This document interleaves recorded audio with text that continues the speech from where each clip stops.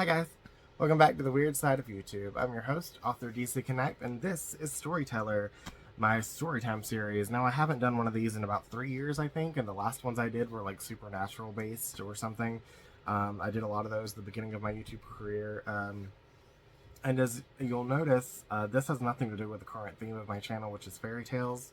I do have some cool ASMR videos and a Teddy Bear Talks video that I'm planning on doing, and an Alice in Wonderland book review video that's based around that theme, but I wanted to get this done today because I know that if I don't do it, I'm not going to ever do it. So today's video is about retail horror stories. Now, I have been in retail and customer service my whole working life, basically, and I have gone through some abhorrent shit in the retail industry.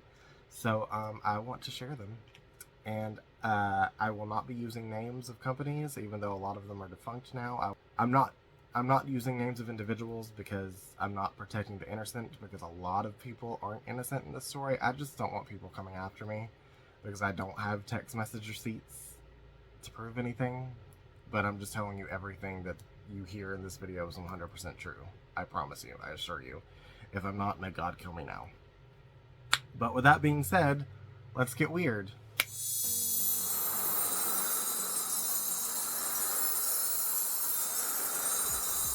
Get weird.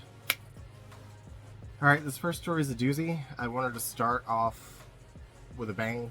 I had to suck dick to get a job once. Yeah, I sucked dick to get hired.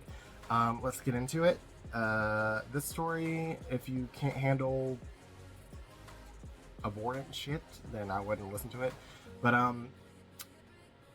long story short, I was with my ex-fiance, who will not even talk about him, but he was working at a Burger King. We could not pay bills. I could not drive. I did not have a job. I was desperate. We had an apartment, thank God. We weren't homeless. We had been homeless for a year before that, but we were desperate for money. We could not pay rent. And I let that know. I let the hiring manager, or the manager in general of the gas station, know that I was desperate for a job and I would literally do anything for one. I didn't know he was gay. I didn't know he was a predator like this, but he wanted me to offer him oral sex for the position. And I serviced him, and he hired me. That is not the worst part about this story. After that, he lets me know that he is HIV positive only after I had sexual contact with him, which is a thing all in itself. And then he tells me to buy condoms so he can fuck me, so he can make me assistant manager. He's promising me a higher position for more sexual favors. I refuse, not because he is HIV positive, as I've dated HIV positive individuals, and there's a stigma around that absolutely needs to be eradicated, but because he lied first and foremost, and because he's just unattractive in general. Now, around this time, I told my partner what had happened and what's going on, and he's like basically wanting me to do it to get more money. I know that's awful. He doesn't care that I cheated. He wants me to get more money. He says I should have done what I did and that I should keep doing it, but whatever. That's neither here nor there. That's not the retail horror story. That's a romantic horror story. Eventually, I have a coworker who's young, like 16 or 17. He suddenly becomes assistant manager, and I'm a little iffy about that because before this, I have had to do his entire job for him. I've had to clean for him. I've had to take care of customers for him that are upset. And now that he is assistant manager and there's no actual manager on duty and people want to talk to a manager, I have to talk to them, and I have to pretend that I'm the manager because he can't handle it. He can't handle talking to angry customers, so I have to do his normal job on top of being an assistant manager and not getting paid for it. So that's good. And he's bragging about the position and how he's become an assistant manager already, and he's a teenager and all this stuff, and I just keep thinking, I am terrified for you. I really don't want you to be a victim in this, and I'm worried about what is happening behind closed doors because this is a child. But I keep cleaning up his messes and basically doing his job for him and talking to all these Karens because he can't, his stress level is just above the roof apparently. And I try to get him to admit what happened by beating around the bush a little bit, and I let him know what happened between me and the manager, and he is shocked.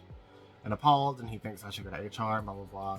And so I don't really know for sure if anything happened with him or if the manager was trying to get something to happen with him, but either way, it's just a mess. I left that job shortly after, and I never looked back. And no, I didn't sue the guy or do anything like that. I don't have the money to sue anybody. I've never had the money to sue anybody. You have to be rich to get rich anyway. The next story is about a department store that is no longer around, I don't think. I think this is one of the last ones in the country. If you do your research a little bit, you'll probably figure out what kind of department store it was. So this is about homophobia. So this story is about a straight guy who's constantly telling me in graphic detail how he's, what's a good word, sexually conquered different female individuals that are also our coworkers. He's bragging about it to me, and I don't want to hear it. I tell him I don't want to hear it, and when he asks why, I tell him I'm gay, and it just makes me feel uncomfortable. And he is clearly angry about that. I'm not sure why, but he storms off. And the next day I'm pulled into the HR office because he told them that I hit on him in a, quote, grotesque and sexual manner. And that he wants me fired. He wanted me fired. I told them that was a lie, and they didn't fire me because I think they had all of our conversation on camera, because we only talked on camera where you could see us. And so they didn't fire me, but him and his redneck friends always glared at me like they wanted to fight until I left. If they wanted to fight, they could have come at me. I'm not afraid to fight. The next one is about a fast food place. This is my most recent retail horror story, and it's one of the reasons why I had my mental breakdown. This is bad. I might come out and say what company this is eventually, because this is atrocious. So this other straight dude is constantly asking if I'm gay. When I finally say yes, just because I'm aggravated, he begins to moan and groan at me while I walk by. I tell HR. Management does nothing. He continues to do it, and it upsets me to the point where I start crying and run to the district manager who was there that day, and I cannot stand anymore. And she yells at the manager on duty for being a sawed-off homophobic cunt. And they make him give a statement, and he refuses and quits. Fucking bastard. Another story from that place, I had garbage juice poured on me because another kid threw a giant bag of garbage over my head to try and get it over my head into the dumpster. I didn't know who was doing this. It basically like exploded on the edge and everything fell down on me. It was gross, and I went home early because I wanted to take a shower. I don't think kids should be allowed to work. I think you should be 18 to 20 years old, because I don't think teenagers are mature enough to handle any sort of job. Both of those kids were like actual kids, like 16 or 17, and I think that kids shouldn't be able to work. Just my opinion. The next couple stories are from a bigger department store, and I'm not going to say the name. I've had people yell at me at this department store and threaten to kill me for asking to see their receipts. I worked as a... I don't remember the title, but I basically had to read people's receipts at the door, and you'll probably know exactly what department store I'm talking about. I had people threaten to murder me for that. Threaten to kill me, to gut me, to come back and shoot me in the head for asking for a receipt. And the policy with the one that I was at was like, if they refuse, tell them good day.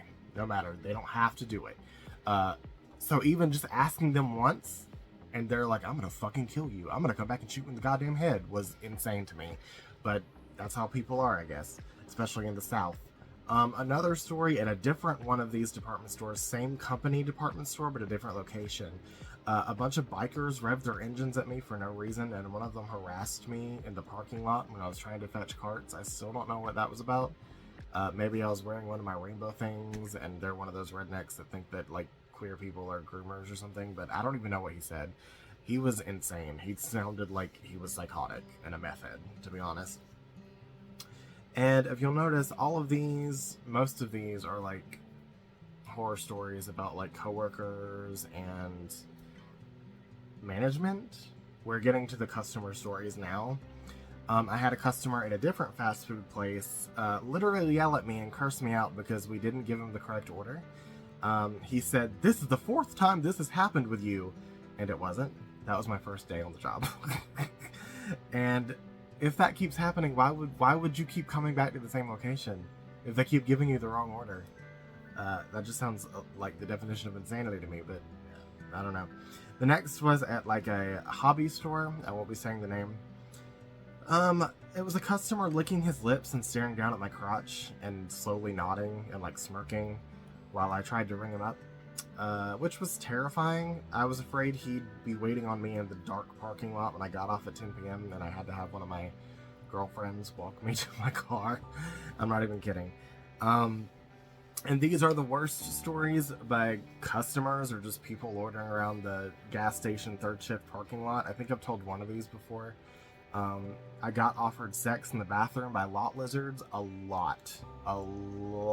And these women do not care about offending anyone around them. They will literally ask you if you want a blowjob in front of like an old grandma behind them. They don't give a fuck. I got offered acid by a dude who said he was on acid at that very moment in time and told me that I looked like a dinosaur, which I didn't know how to take.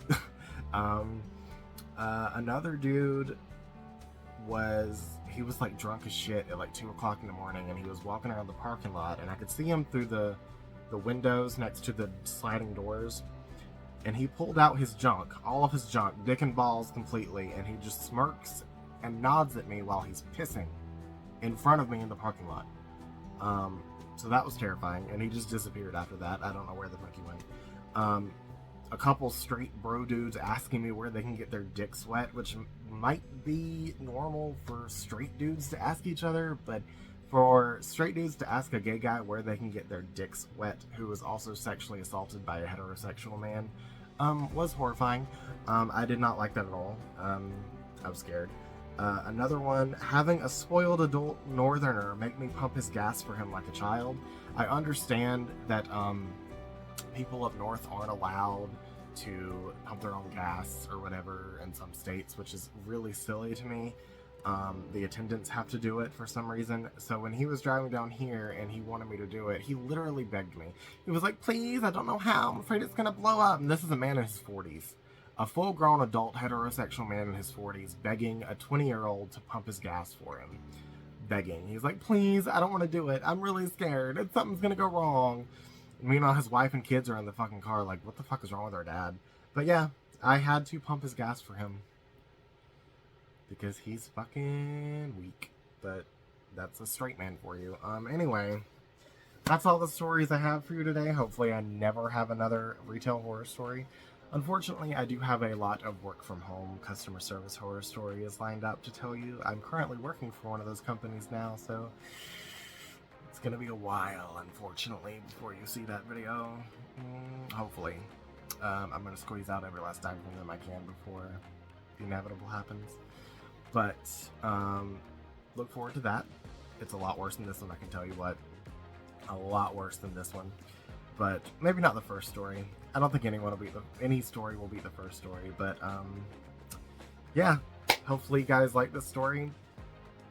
I have a lot of stuff that I could sue people for. I have a lot of abhorrent shit that I've been through in my life, and I'm still alive and still kicking to talk about it, so I'm gonna fucking talk about it. But hopefully you guys like this video. If you did, please subscribe, please like. Usually my content is more about writing and stories in general, which I guess this falls under, because this is like stories from my life. But yeah, it's all about stories, writing, whether the stories are from video games or movies or books that I love to read or watch or play, or my own stories. I have my own story called The Exorcist's Acolyte out now for free download on my website. Link in description. It's a horror story with a twist. It's about demonic possession and exorcism, but it's twisted. It might offend you if you're a Christian, but that's just how I roll.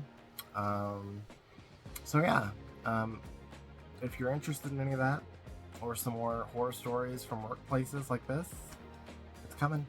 So please drop me a subscribe, please drop me a like, give me a comment, tell me your retail horror stories. I would love to hear them.